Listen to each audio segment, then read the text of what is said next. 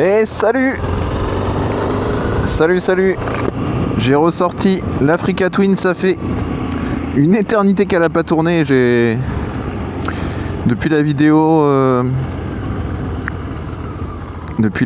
je vais en festival en Africa Twin. Je n'ai pas sorti la moto, j'avais eu une crevaison sur la roue avant. Je voulais faire une vidéo où je répare la roue, tout ça. Spoiler, ça n'a pas été fait.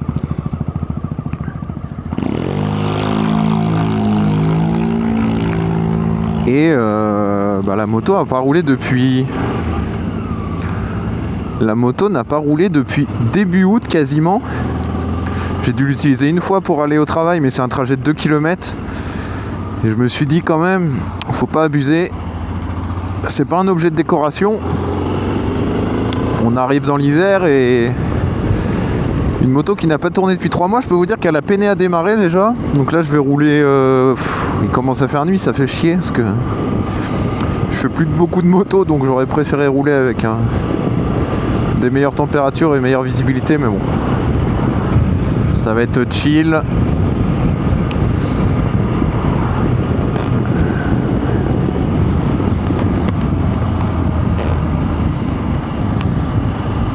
Donc ouais, faire tourner un petit peu ce moteur.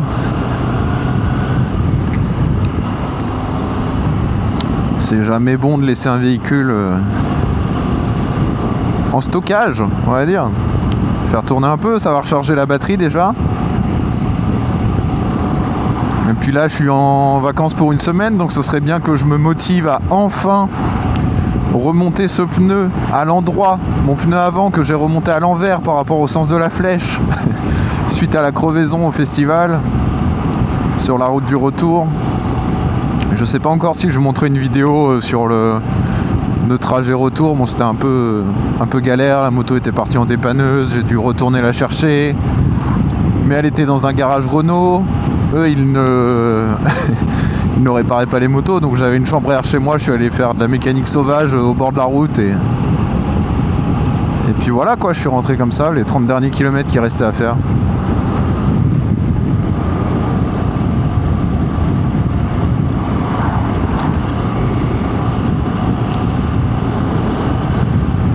Ouais, j'ai vu un petit rayon de soleil, je me suis dit putain, ce serait pas l'occasion d'aller sortir la moto, mais le temps de sortir la kawa du garage, de refaire ma pression des pneus alors que mon gonfleur était dans la voiture, il a fallu retourner le chercher.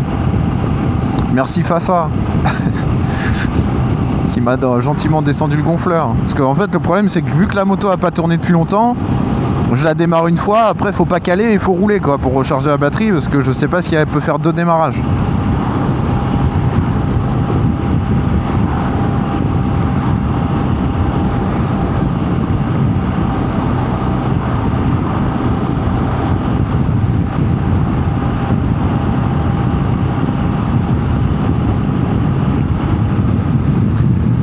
Où est-ce que je vais aller traîner? Mais je vois rien à travers cette putain de visière, elle est dégueulasse ou quoi? J'ai l'impression d'avoir de la buée. Ouais, je dois avoir de la buée, tout simplement. Je vais ouvrir un peu la visière pour avoir moins de buée. Désolé pour le bruit. Priorité à la visibilité. Hein. Ah, je suis un peu perdu sur les commandes. C'est vrai que ça j'avais pas anticipé, mais le fait d'acheter une seconde moto, bah mine de rien, quand on a quand même nos réflexes, la mémoire musculaire, et puis surtout le fait d'aller choper les commandes aux pieds, aux mains à un certain endroit, ça change un peu. Faut que je surveille la vitesse. Bon, ça met un... Après avoir acheté le matériel, je voulais faire des lives à moto, mais je pense que c'est pas le bon plan. Déjà la 4G ça marche très mal. Même pour les vidéos de skate ça galérait alors que je bouge pas énormément. Alors en itinérance à moto, je vous laisse imaginer, la 4G arrête pas de décrocher, c'est une galère. Je pense qu'il vaut mieux faire comme j'ai fait, quelques vidéos avec des bons rushs en bonne qualité, plutôt que d'enchaîner finalement des lives où ça arrête pas de couper quoi.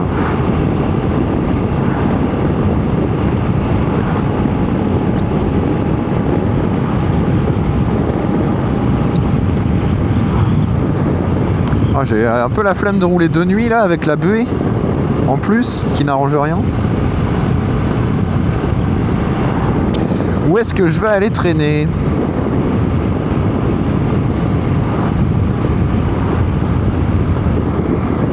Donc là j'ai vu que c'était sec parce qu'en fait ouais, le pneu est monté à l'envers, mais c'est un pneu à crampons, c'est un 20% off-road, du coup c'est des gros crampons. Je pense que c'est pas très gênant, mais bon, les dessins rainurés sont faits quand même pour évacuer la pluie, donc ouais, petit génie. Je pense qu'il aurait pu arriver encore plus vite.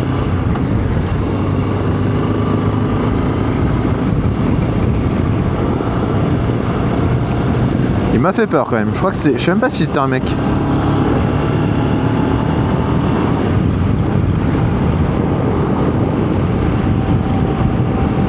Et c'est en partie pour cette raison que je ne veux pas faire de live avec une oreillette et un chat lu pendant que je conduis, parce que vous voyez là, la voiture qui arrive à fond, bon, je me suis pas arrêté parce que c'était à moi de passer, mais j'avais largement décéléré pour anticiper si jamais il me coupait la route, quoi. Et ça, malheureusement en moto, faut souvent faire ça. Après là j'ai une moto noire, je suis habillé tout en noir, on est à la tombée de la nuit. Bon, c'est pas opti.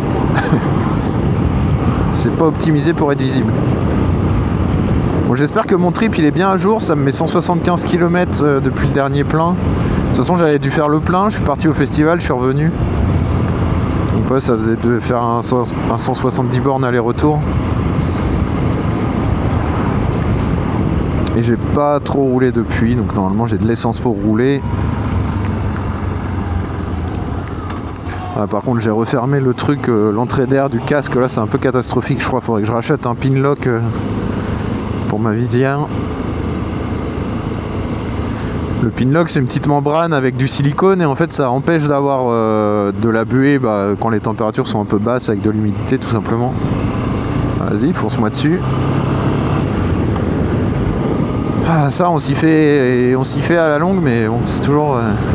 T'es en moto, les gens te foncent dessus quand t'es encore dans le rond-point, quoi. Ils ont pas le time.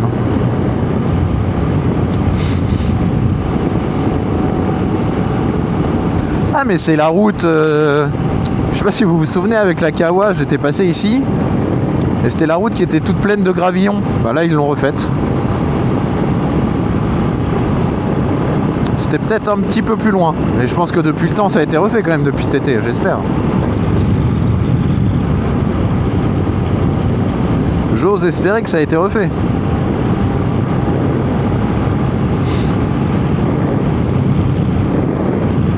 Je sais même pas si la hauteur de caméra est bien réglée.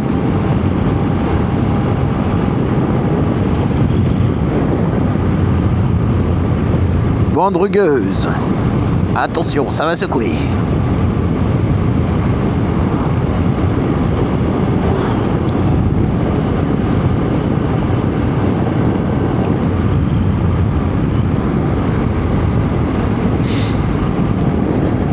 Mais ouais, mine de rien, d'avoir rien qu'acheté un véhicule en plus,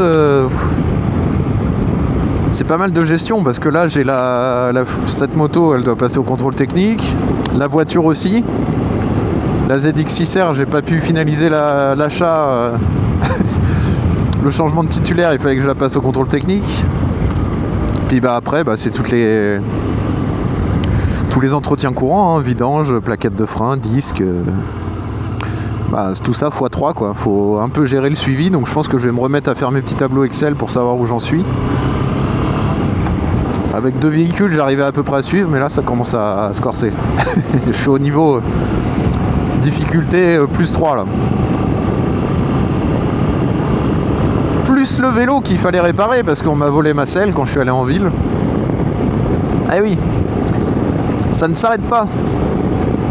Ça ne s'arrête pas le bricolage.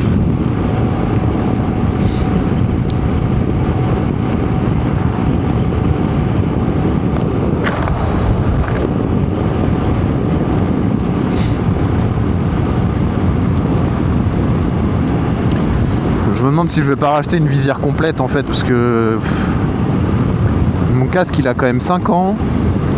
Je pense qu'elle est un peu rayée, et là je me rends compte que de nuit j'y vois pas grand chose. Après elle est peut-être sale, et ouais. lisière plus Spinlog, faut que je regarde ça. C'est pas du luxe. Bien voir et être vu, hein, c'est la base de la conduite. Hein. C'est ce qu'on m'a appris à 18 ans. Je m'en souviens encore. Bon, être vu, là, pour le coup, j'aurais mis un gilet jaune, j'aurais été vu un peu plus tout à l'heure par la voiture qui m'a foncé dessus. Mais... c'est une mode particulière, quoi, le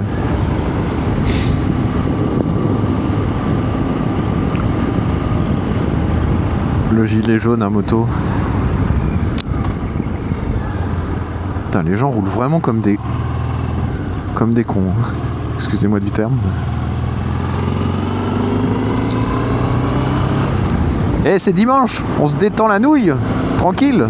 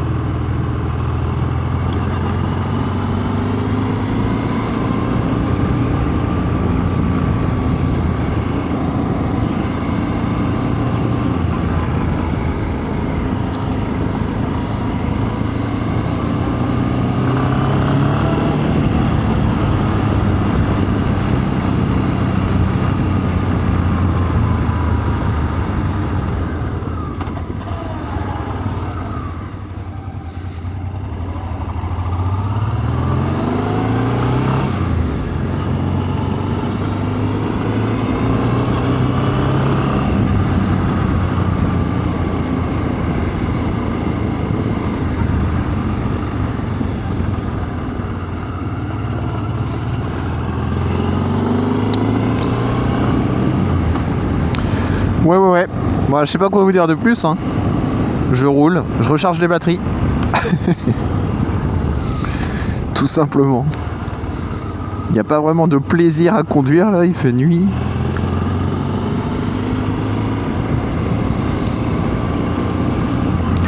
Alors, combien ça coûte un petit litre d'essence?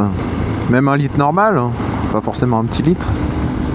1,74 €. 1,70 € le samplon 95, ok. J'avoue que moi, avec mon trajet boulot de 2 km, je vais repartir par là, je vais pas prendre des petites routes. J'ai un peu la flemme. En plus, là, ouais, il y a un peu de brouillard en fait. Hein. C'est pour ça que je vois que dalle.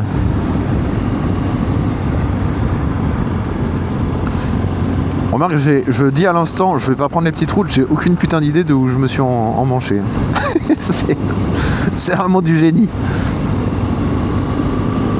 Je vais pas prendre les petites routes, non, je vais juste passer dans les bois. Tout va bien. Moi, je crois que je rattrape la route d'Amboise par là, hein, si je me trompe pas. Il me semble.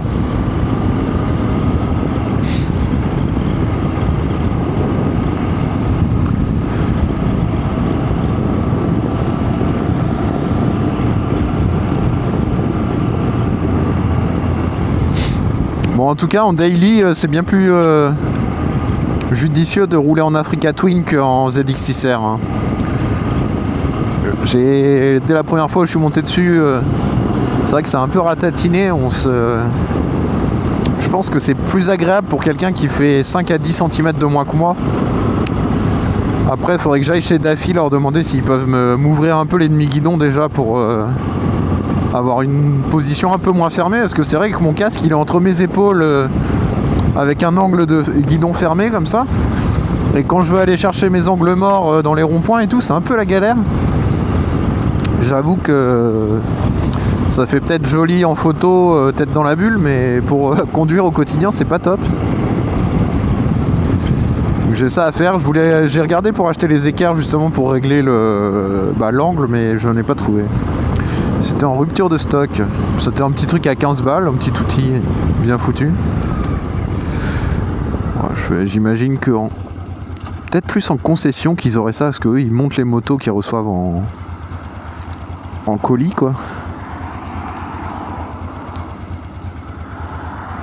Putain, par contre, je vais ouvrir ma visière, je vois que dalle. C'est une catastrophe. Trop de buée. C'est bien, ça m'a permis de me rendre compte que j'avais de la buée avec ma visière. C'est mieux de s'en rendre compte là à 10 km de chez moi plutôt que de me taper un 50 bornes retour de nuit sur une route que je connais pas. Là, je connais.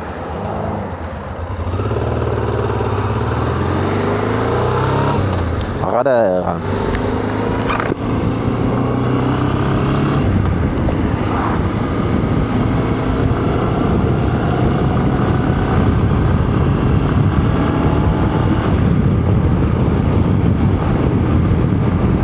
Ah non, la visière là c'est catastrophique hein.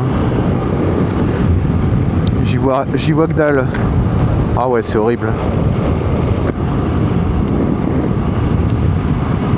J'ai eu la bonne idée d'enlever mon top case, évidemment, sinon j'aurais enlevé la petite membrane pinlock et je ferais rentrer comme ça.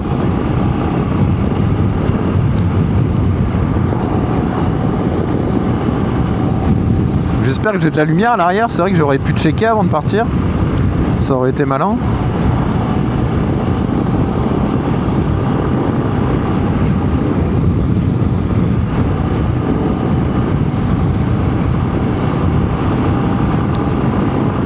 Les fameux contrôles.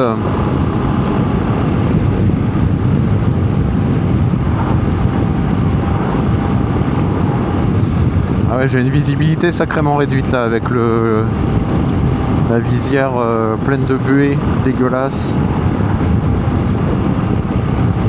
C'est terrible. C'est terrible, c'est terrible. Bon bah deuxième essai de la cam action en configuration nuit. On verra ce que ça donne avec les phares, tout ça.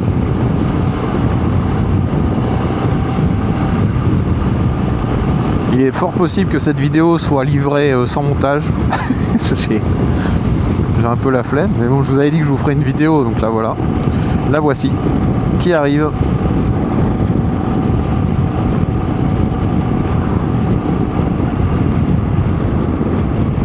Je ferai peut-être des vidéos comme ça, un peu dans l'esprit live. Je la posterai sur YouTube, mais vu que je filme en 2,7K 60 fps, c'est pas des vidéos très intéressantes. On va dire que c'est pour suivre un peu l'actu de ce qui se passe dans la Neo Life. Et après je la supprime. Voilà. Je la laisse 15 jours, 3 semaines, et puis après ça sera supprimé. Ça évite de polluer un serveur avec des quantités de données stockées pour pas grand chose finalement. N'est-ce pas?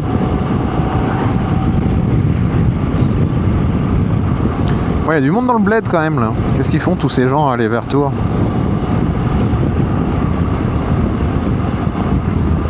« 18h, je suis en heure de quoi moi? Je suis en heure d'hiver, en heure d'été, je sais plus où j'en suis.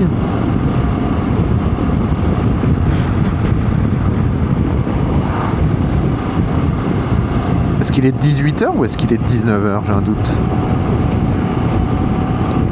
C'est quand la nuit? Je me suis motivé tard, hein, putain. Déjà, je me suis endormi devant le MotoGP. Comme hier à la course sprint. Hein, ça devient... je sais pas comment dire, mais on a l'impression qu'avec la reprise par Liberty Media, même les pilotes en ont marre en fait de ces putains de saisons de MotoGP à rallonge avec 2 courses par week-end. Ah, le sel. Le sel est sorti, ça y est. Le sel est posé sur la table. Allez chanter la Marseillaise, tout ça, tout ça. Pas la Marseillaise, même pas l'hymne de chaque pays qui reçoit le Grand Prix. Je pense que les pilotes, 8 minutes avant de prendre le départ, ils aimeraient bien se concentrer plutôt que d'aller chanter, regarder quelqu'un chanter l'hymne, non. Sur le podium, je peux comprendre, mais avant le départ, est-ce vraiment nécessaire?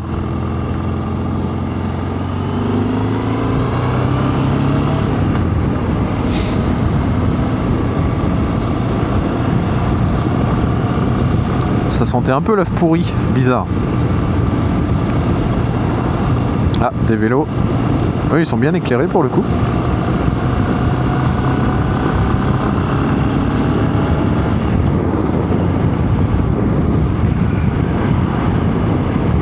C'est vachement faible l'éclairage de mon compteur. Je me souvenais pas que l'Africa Twin c'était si peu éclairé. La zone rouge, ils l'ont même pas éclairé. 8000 tours, 9000 tours, non, ça sert à rien d'y aller. On le voit même pas. Ça me fume. Le petit pont qui traverse la Loire, la routine habituelle. La routine habituelle, quoi.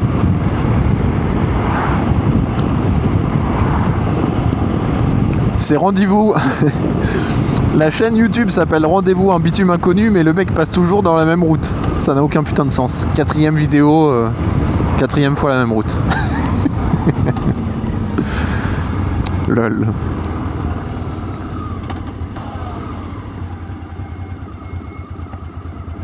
Bon bah voilà, hein. Maintenant faut passer, faut y aller mon petit pote.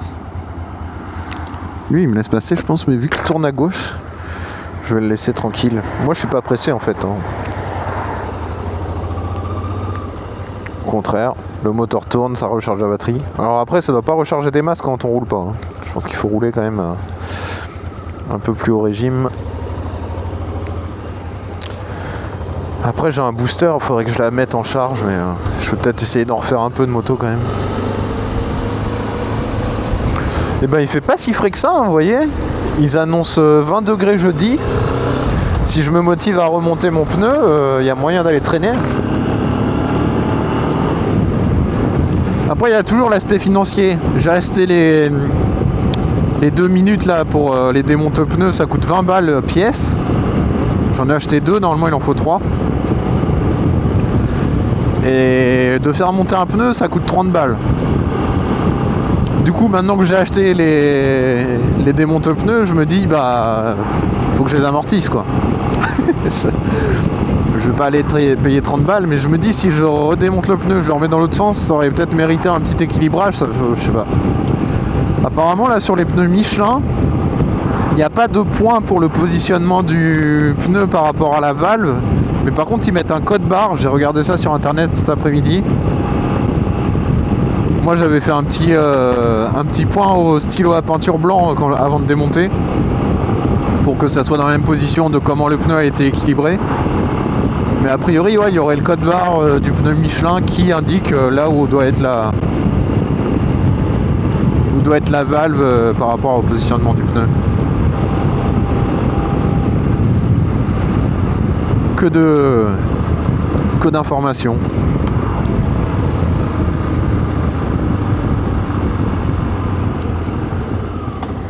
Bon là-bas c'est la plage, on va pas y aller à cette heure-là, hein. Un peu tard. Putain je les vois pas les pauvres vieux. Ils ont dû me dire bonjour, mais je veux dire putain il est fier lui. Putain ouais le casque c'est horrible, hein. Là je me rends compte que c'est catastrophique.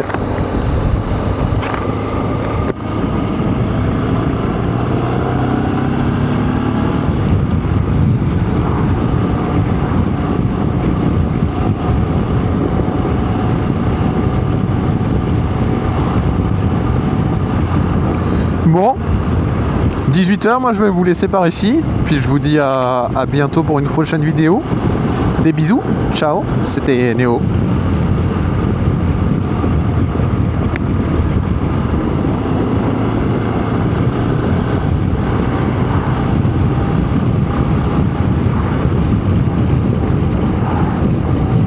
J'arrive pas à couper, donc ça continue de tourner finalement. Pas facile. Ah ouais non mais là c'est une horreur en fait, je vois que dalle. S'il y a un truc qui traverse, je peux pas le voir en fait, c'est catastrophique la vision.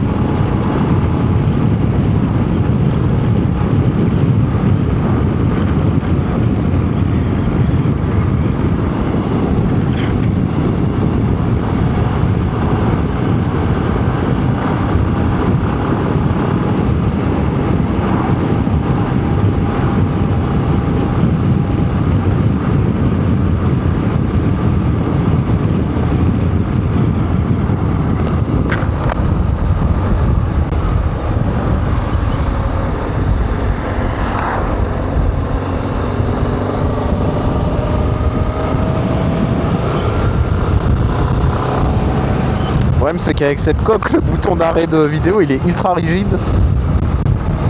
Je galère à appuyer.